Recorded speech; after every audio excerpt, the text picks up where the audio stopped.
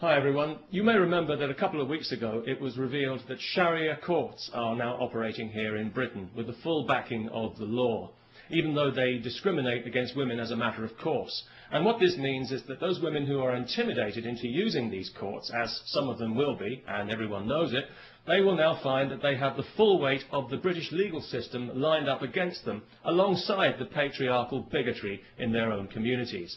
Those women who are cheated out of their just entitlement in these places, as some already have been, will find that they have no recourse to the real law to put things right. In other words, we are now accommodating Saudi Arabian legal principles here in Britain, just as we accommodate their corrupt business practices and their threats against our national security when we try to investigate them. If you live in Britain and if you think these courts are a bad idea, please sign the petition to which I've linked, asking that they be abolished and that this poison be removed from our society and that we revert to the rule of civilised law with equal rights for all, if that's not too much trouble.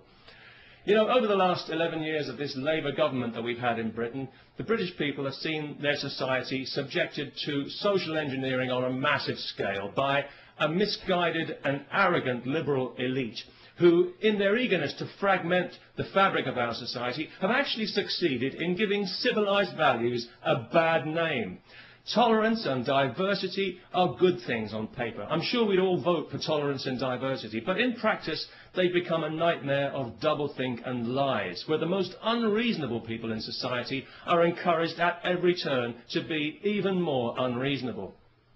A case in point, just this week, some idiot from Saudi Arabia is being allowed to sue a supermarket because he was required to handle alcohol as part of his job, despite being told this when he took the job, and despite the fact that thousands of Muslims in Britain handle alcohol every day when they sell it in their corner shops to people like me.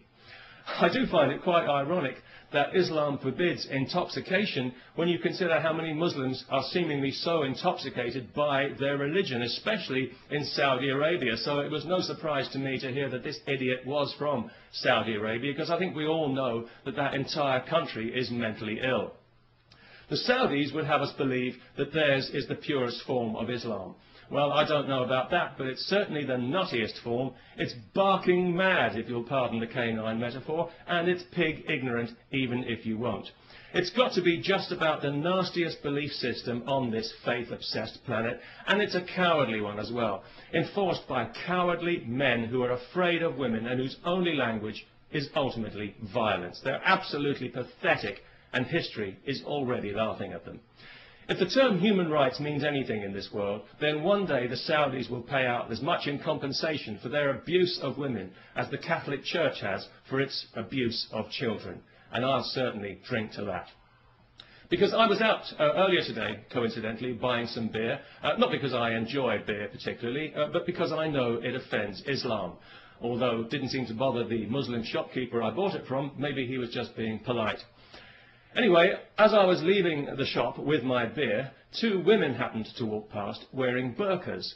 Nothing too unusual about that, not anymore, not in London anyway, and nobody really paid it much attention, apart from one small child who I overheard describing them to her mother as letterbox ladies, which I thought was actually quite inventive and rather charming. But of course it was also deeply offensive, so we had the child put to death. No, not really.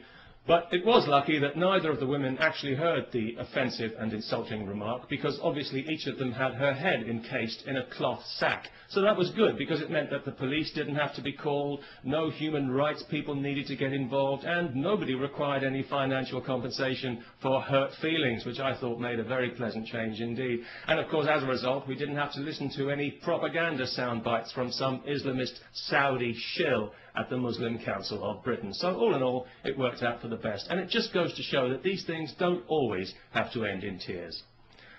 Peace, especially to everyone who remembers to sign the petition.